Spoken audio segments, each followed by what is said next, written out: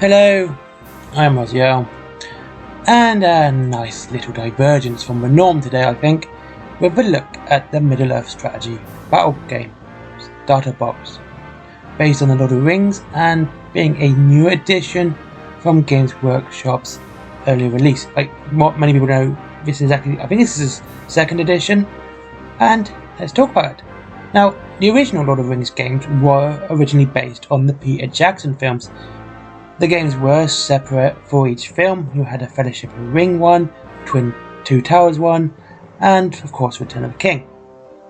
The original games were so separate from the Games Workshop other titles at the time that you couldn't actually use the pieces from the Lord of the Rings games in 40k or fantasy tournaments. You actually had to keep them completely separate.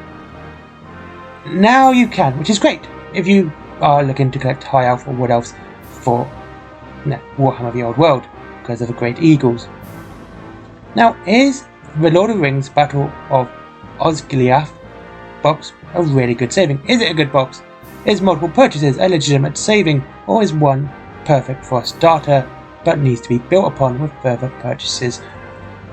Anyway, so what do you get in the box? Well, there's plenty of miniatures for a start, with over 50. And these are divided into the Forces of Good, with Faramir, Captain of Gondor, Madril, Captain of Ithilien, Damrod, Ranger of Ithilien.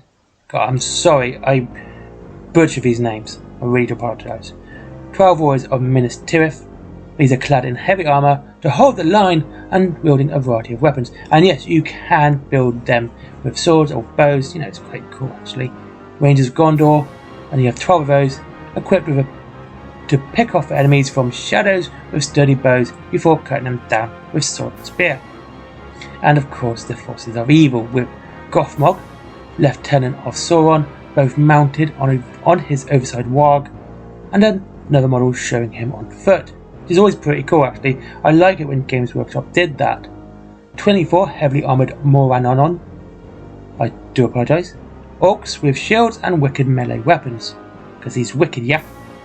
And one armoured Mordor troll, swinging a gargantuan hammer. You get the hardback rulebook and scenery. Look, I'm never a fan of Games Workshop putting scenery in boxes. It always feels like an unnecessary way to inflate the price. And the price breaks down roughly. Faramir, Madril and Damrod are in one box, and that's priced £27.50. The Warriors of Minas Tirith and Rangers of Gondor are half boxes, so you get 12, and you get each box if you buy it separately would be 24. So if you combine the price of the halves, it makes £30. Gothmog is also £27.50. The Morannon orcs are £30, and finally the troll is also £30. A total value of £147.50. The box itself costs £125, so you're saving £22.50. 1.5 Forces of Good units are free, or 3/4 of the orcs, if you prefer.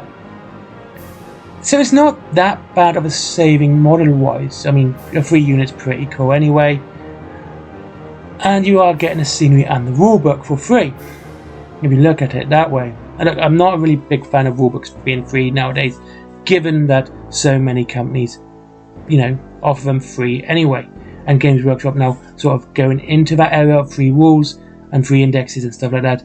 So it kind of dates it a little bit, but not too much. But yeah, so you get a few models free, which isn't too bad for a starting box. Okay?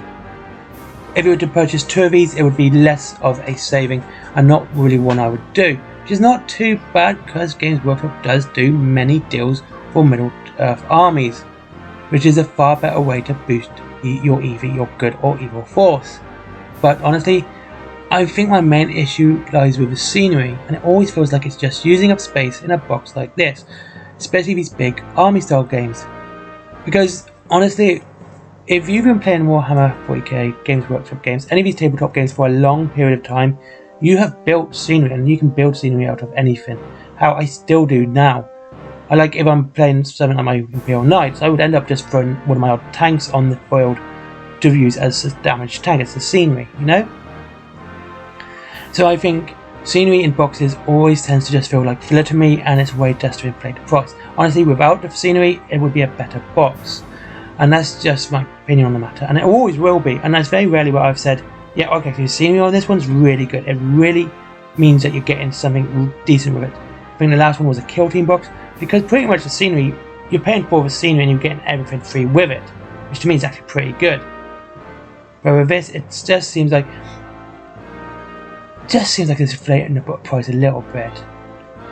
And the other reason for this video was actually to talk about licensed games within the tabletop war, because it's something I want to look into anyway, because there are so many good ones. You've got Warlord Games doing their lovely Judge Dredd game, and of course you have Walking Dead and Worms with Mantic, and I know War Cradle do one as well, and I'm not quite remember which one they do, because they've been really focusing on this dystopian war stuff, including putting mythos into it. I mean, technically you could say mythos is a licensed game, it's based around the Cthulhu mythos, but I do want to look at more licensed games and seeing why people want to play these, because obviously licensed games have a different feel to them as, you know, something like 40k, Wild West Exodus and Firefight, because you're playing a story which someone else says. It's not just that someone else is told, it's one that a lot of people know already, and you're more restricted in the way